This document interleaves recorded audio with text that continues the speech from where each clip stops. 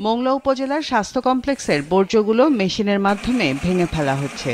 নিত্যদিনের ব্যবহৃত কাঁচ ও প্লাস্টিকের বর্জ্য নিয়ে একসময় যে দুর্ভোগ ছিল, সেই বর্জ্যই এখন বিক্রি করে আয় করছে হাসপাতাল কর্তৃপক্ষ। সাথে কমছে পরিবেশের ক্ষতিও। জলবায়ু পরিবর্তনের কারণে যেসব দেশের স্বাস্থ্য খাতে সর্বোচ্চ ক্ষতি হতে পারে, এর মধ্যে বাংলাদেশ অন্যতম।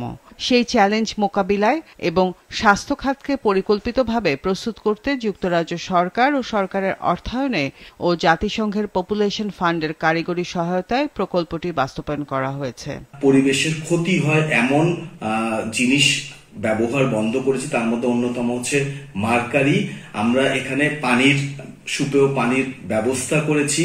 আমরা বর্জ্যগুলো থেকে ভবিষ্যতে যাতে আমরা রিসোর্স অর্থাৎ ইলেকট্রিসিটি তৈরি করতে পারি, সেগুলো আমাদের এই গ্রিন হসপিটাল ইনিশিয়েটিভ কার্যক্রমের আওতায় চলমান আছে।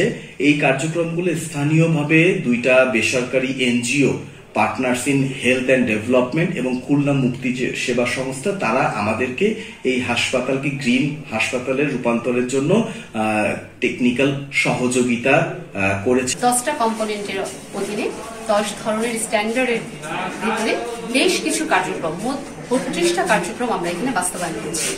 যেখানে আমরা এই গ্রিন বলতে আমরা শুধুমাত্র সবুজ আয়নকে বোঝাচ্ছি না, আমরা এখানে বোঝাতে চাচ্ছি পরিবেশের সাথে পরিবেশগত ঝুঁকির মোকাবেলায় সহনশীল স্বাস্থ্য ব্যবস্থাপনা, যেন যে কোনো ধরনের পরিবর্তন, যে কোনো ধরনের দুর্যোগজনিত ঝুঁকি, ব্যবস্থাপনা জনিত যে এফিসিয়েন্সি, এই সমস্ত কিছুর সমন্বয়ের মাধ্যমে এই ক্লাইমেট রেজিলিয়েন্ট হেলথ কেয়ারটাকে আমরা এখানে চিহ্নিত করছি। শুধু বর্জ্য ব্যবস্থাপনাই নয়, বৃষ্টির পানি ধরে রেখে বিশুদ্ধ পানির ব্যবস্থা করা হয়েছে সেখানে। চলতি বছর জুলাই মাসে এই প্রকল্পের কার্যক্রম শুরু হয় এবং মাত্র 5 মাসে পরিবেশ বান্ধব, রোগী বান্ধব এবং গ্রিন হেলথ কেয়ার মডেলের রূপান্তর হয়েছে মোংলা উপজেলা স্বাস্থ্য কমপ্লেক্স। 1 টাকা করে লিটার প্রতি আমরা পানি এখানে দিচ্ছে।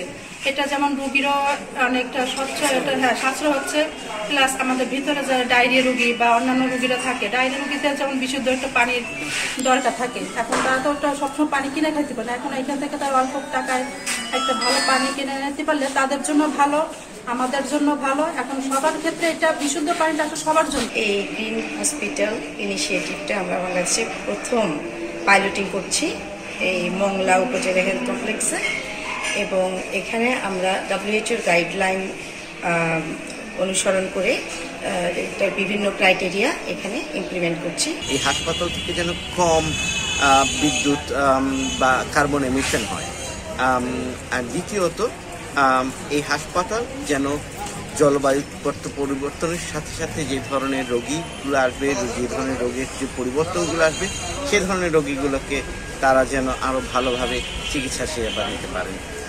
ব্র্যাকের মাধ্যমে যুক্তরাজ্য সরকারের আরেকটি প্রজেক্টের থেকে আরও একটি প্রকল্পের অংশ হিসেবে রেইন ওয়াটার হারভেস্টিং বা বৃষ্টির পানি সংরক্ষণ করে সেটাকে শোধন করে এখানে সুপেয় পানি হিসেবে এই পানি ব্যবহার করা হচ্ছে।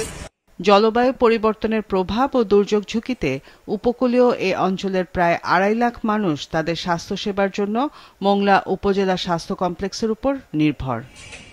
মাছরাঙা নিউজ ডেস্ক।